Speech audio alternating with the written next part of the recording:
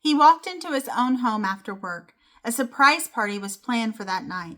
Instead, he was met with a gun and a setup that would shake the nation. On May 1st, 1990, 24-year-old Greg Smart was murdered in what looked like a home invasion, until investigators uncovered a tangled web of teenage accomplices, an illicit affair, and a wife whose television obsession with deadly women-style crime stories suddenly seemed far too close to reality. This is the story of Pamela Smart, the media coordinator who became one of America's earliest trial-by-television villains. This is Grace Gavel, where truth meets compassion, and every story seeks its verdict. Welcome back to Grace Gavel. I'm Buffy, an 18-year attorney, storyteller, and faithful navigator through the most complicated layers of crime and consequence. Tonight we're looking at a case that shaped how America understands media sensationalism, the murder of Greg Smart, and the conviction of his wife, Pamela Smart, accused of seducing a 15-year-old boy and convincing him to kill her husband. This case has everything: love triangles, teenage loyalty, coercion, power imbalance, media frenzy, taped confessions, and decades of appeals. Let's start with the victim at the center of it all. Let me tell you about the victim, Greg Smart. Gregory Smart was 24 years old, newly married to Pamela. They wed in 1989 and working in insurance. Friends describe him as outgoing, fun, loyal, and someone who truly loved Pamela, despite the growing tensions in their young marriage. Greg had no enemies, no secret life. He was planning a party with friends the same night he was murdered. He walked into what he believed was the safety of his own home. He never walked out. One of the things that strikes me about the case, that I don't know that a lot of people know, maybe you do, is the fact that they owned a dog, and I don't remember the dog's name. But the dog was like this little frou-frou dog. And so when she decided and started planning the murder, she actually requested that the dog be let into, I believe, the basement or the garage, one or the other, because she did not want to upset the dog. However, she was planning her husband's murder and knew that her husband was going to die, but she cared more for the dog than she cared for her husband, which is extremely sad. Extremely sad.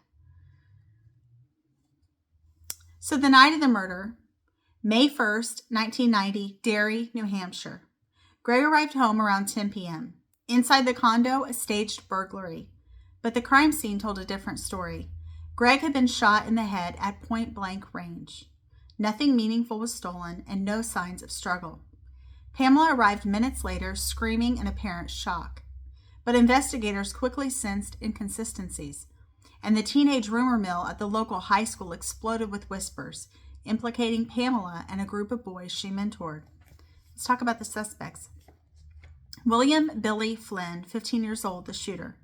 Pamela's student intern, Pamela's secret lover, claimed Pamela told him the only way they could be together was if Greg was dead. 2. Patrick Randall, 17, accomplice, held Greg down while Billy shot him. 3. Vance Latomy Jr., getaway driver, provided the gun and drove the boys. 4. Raymond Fowler, co-conspirator, helped plan the murder and acted as a lookout. Pamela Smart, media coordinator at Winnacunnet High School, accused of seducing Billy Flynn and orchestrating the murder. Let's talk about what we know versus what we don't. What we know. Billy Flynn admitted to shooting Greg. Multiple teens testified Pamela manipulated them. Recordings show Pamela discussing the case with a wire-wearing friend. The gun was recovered. Teens described detailed planning with Pamela. Pamela had a sexual relationship with 15-year-old Billy Flynn. What we don't know. Did Pamela actually order the murder, or did teens try to impress her? Were the wiretaps recordings edited, as Pamela claims? Did investigators offer undue leniency to the teens? Did media pressure influence the trial? Did Pamela's affair create motive or just opportunity for manipulation? So let's talk about the fact of whether or not she ordered the murder or did the teens try to impress her. You think about the power dynamic in that relationship. Clearly, they wanted Pamela's attention and her praise and her, I guess, trust. They wanted to be friends with her because she was older. She was very similar to their age. I believe she was 24 is what I believe it was. Furthermore, I would say that it's highly unlikely that the wiretap recordings were edited. And Pamela has shown that she clearly has an issue with telling the truth. And ultimately, when someone is faced with a serious crime like she has committed or been accused or been convicted of committing, there are reasons to try to deflect. And by trying to introduce the idea that the police somehow edited these to make them sound the way that they wanted them to sound is a stretch, that is even true. The other thing is you hear the idea that the investigators offered undue leniency to the teens. I mean, if you think about that, there was a power dynamic. Pamela had all the power. A lot of them were much younger. They weren't adults yet.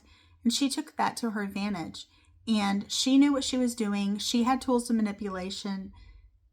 She essentially had undue influence over those kids.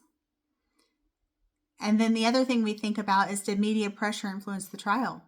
Most likely. I mean, this was like a sensational trial in like the 90s. I mean, imagine you've got everything. You've got the love triangle. You've got, attractive Pamela and attractive Greg. And you have just all of this stuff that's ripe with all these things that almost like a soap opera that people can't turn off of. Additionally, this may have been a little bit before the court TV, 24-hour news coverage, court coverage, and things like that. So that may have been a little bit less. And then also, it's like, did Pamela's affair create motive or just an opportunity for manipulation? And I think ultimately the idea that she had told her lover that the only way that they could be together is if Greg was dead. I mean, clearly that's a motive. That's just not an opportunity for manipulation. And clearly Pamela wanted to be out of her marriage. So let's talk about the theories. Theory 1, Pamela masterminded the murder. Pamela seduced Billy, then manipulated him into killing Greg so she wouldn't face divorce or lose assets. Her motives were financial, romantic, and the fear of losing her image. Theory 2, the teenagers acted independently. Teens exaggerated Pamela's role to avoid life sentences. This theory claims Billy acted out of obsessive infatuation. Again, I mean, we don't know, but that's another theory. The other thought you think about is, at 15 years old, is he really so in love with Pamela that he's willing to risk prison for the rest of his life to be with her? And I will say that there is something true about, when you're a young child, like mid-teens, late teens, all of that, where you almost have this invincibility complex. Could that have been it? Potentially. But I think it's most likely the fact that she manipulated them for her own purpose and used them as a tool for a means to her end is ultimately what I think makes the most sense. Theory 3, Pamela was involved, but she wasn't the mastermind. She had the affair. She made comments about her marriage being unhappy, but did not explicitly order the killing. And so then the teens just filled in the gaps, right? Could be possible. Could also not be possible.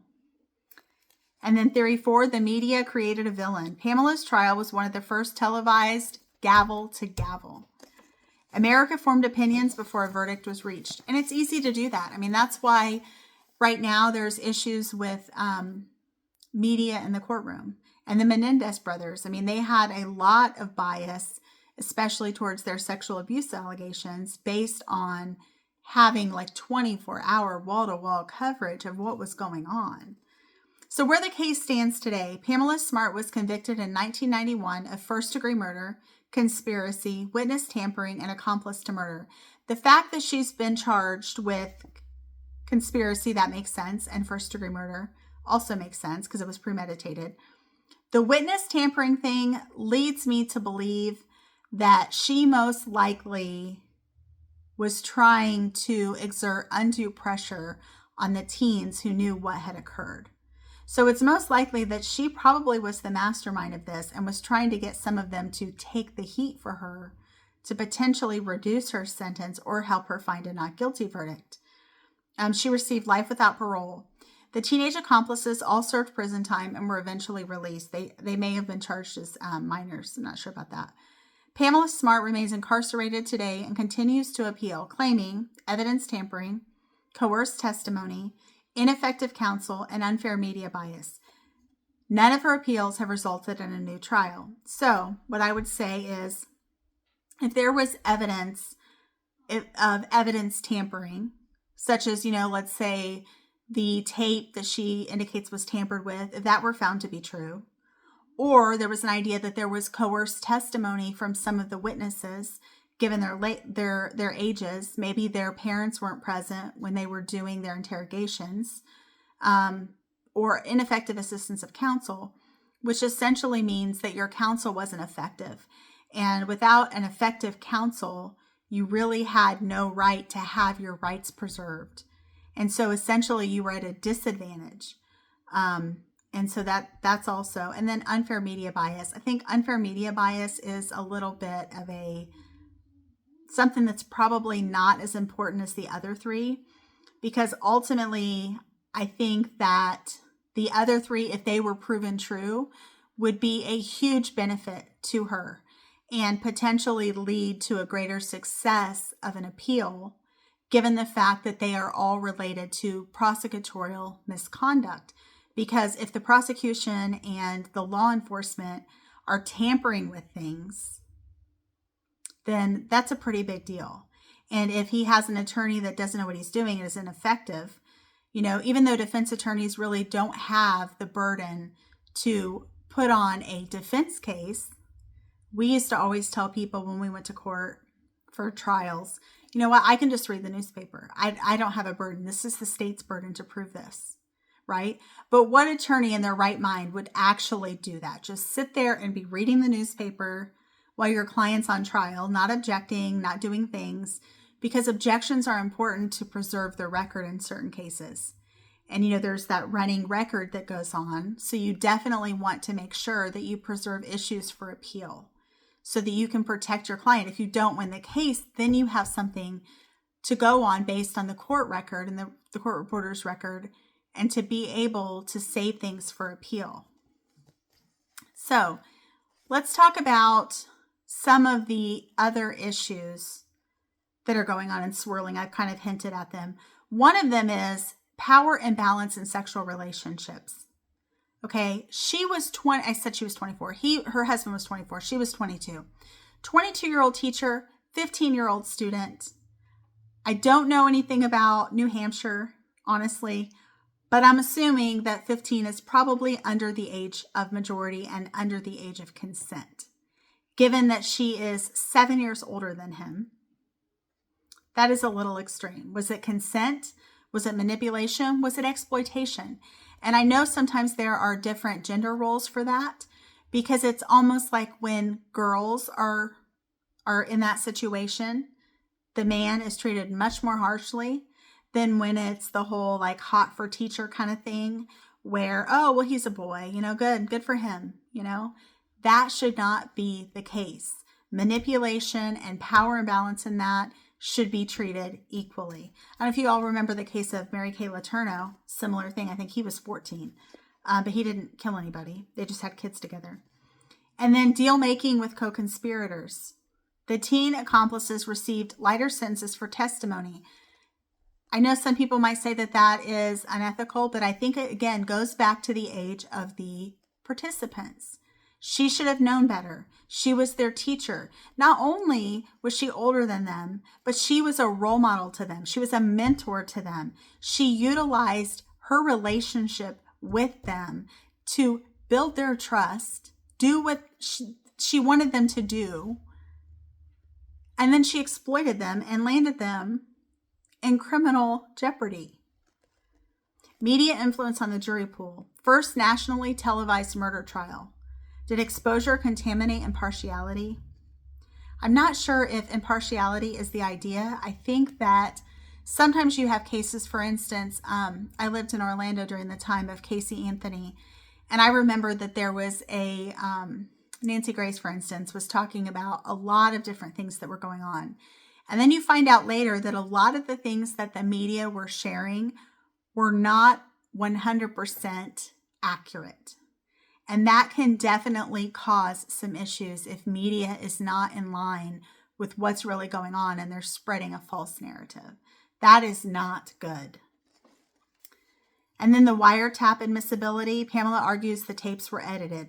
And then she also has chain of custody questions. I don't know anything about the chain of custody questions as to what she's referring to, but I do know that I think it's probably highly unlikely that the tapes were edited. And if in fact they were, I think that would give a big ground for appeal. But if they're not, again, it's an idea of, what you may think versus what you can prove. And again, clearly she has a big motive to figure out a way to get out of prison. And then the sentencing disparity as far as how the teens were all paroled and Pamela, life without parole. Is that fair? Well, here's the thing. Since we've been kids, I'm sure a lot of us have said, well, that's not fair. That's not fair. That's not fair. Here's the thing. Nothing in life is fair. The justice system is supposed to be fair and impartial. However, nothing is perfect. And when there's evidence against someone and when a jury has convicted them, most likely that verdict will stand unless there are extenuating circumstances that prevent it from being held still. So ultimately, I think that she's going to have some issues there. She's been in since 1991. So what is that? Like 25 years almost? 1991? No, 34 years now. Thank you for tuning in, and please feel free to follow, like, and leave a review to help Grace and Gavel reach more listeners who love forensic storytelling with heart, nuance, and truth. And I hope you have a great rest of your day, and please come back and see us again soon. Bye-bye.